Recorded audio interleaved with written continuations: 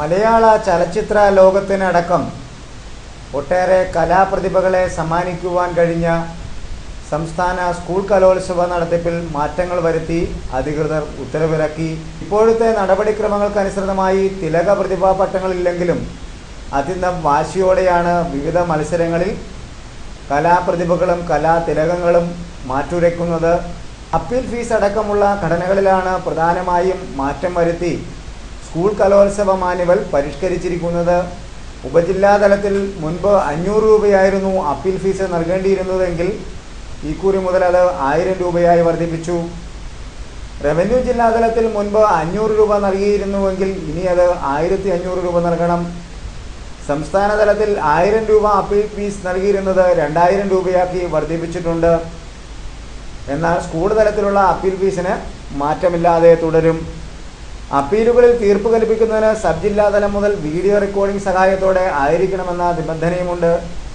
Video റെക്കോർഡിങ്ങിന് tender ക്ഷണിക്കണമെന്ന നിർദ്ദേശവും നൽകിയിട്ടുണ്ട്. Appeal തീരുമാന ഉത്തരവുകൾ 2 ദിവസത്തിനകം നൽകണം. വിധി നിർണയത്തിൽ അപാകത വരുത്തുന്ന വിധികർത്താക്കളെ കരിമ്പട്ടികയിൽ ഉൾപ്പെടുത്തണമെന്ന കനത്ത നിർദ്ദേശവും സ്കൂൾ കലോത്സവ മാനുവൽ പരിഷ്കരണത്തിലൂടെ നൽകിയിട്ടുണ്ട്. വിധികർത്താക്കളുടെ പേര്, വിവരം, യോഗ്യതയും ഉപജില്ലാതലം മുതൽ മത്സരം തുടങ്ങുന്നതിന് മുമ്പ് സ്റ്റേജിൽ അനൗൺസ് ചെയ്യണമെന്ന കർശന നിർദ്ദേശം പരിഷ്കാരത്തിന്റെ ഭാഗമായി ഉൾപ്പെടുത്തിയിട്ടുണ്ട്. ചവിട്ടുനാടകം, വഞ്ചിപ്പാട്ട്, നങ്ങ്യാർകൂത്ത്, നാടൻപാട്ട്, അറബി പ്രസംഗം ഹയർ സെക്കൻഡറി തലത്തിൽ എന്നിവ കൂടാതെ പ്രൈമറി, ഹൈസ്കൂൾ, ഹയർ സെക്കൻഡറി തലങ്ങളിൽ പുതുതായി ഉറുദു മത്സരങ്ങളും ഏർപ്പെടുത്തിയിട്ടുണ്ട്.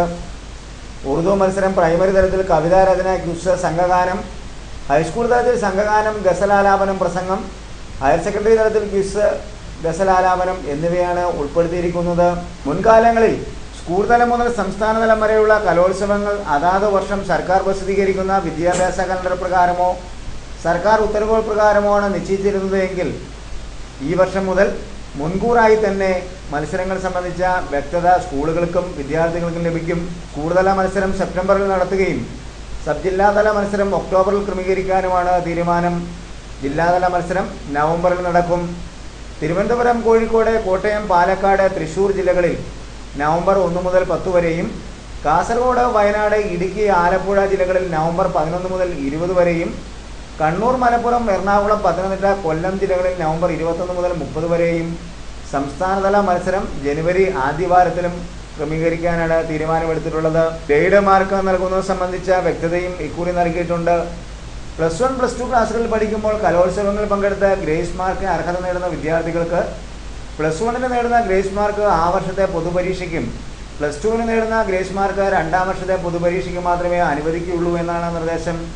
+1 നേടുന്ന ഗ്രേസ് മാർക്ക് +2 പരീക്ഷയ്ക്ക് അനുവദിക്കുന്നത് അല്ലെന്ന് വ്യക്തമായി മാനുവൽ പരിഷ്കരണത്തിലൂടെ വ്യക്തമാക്കിയിട്ടുണ്ട്.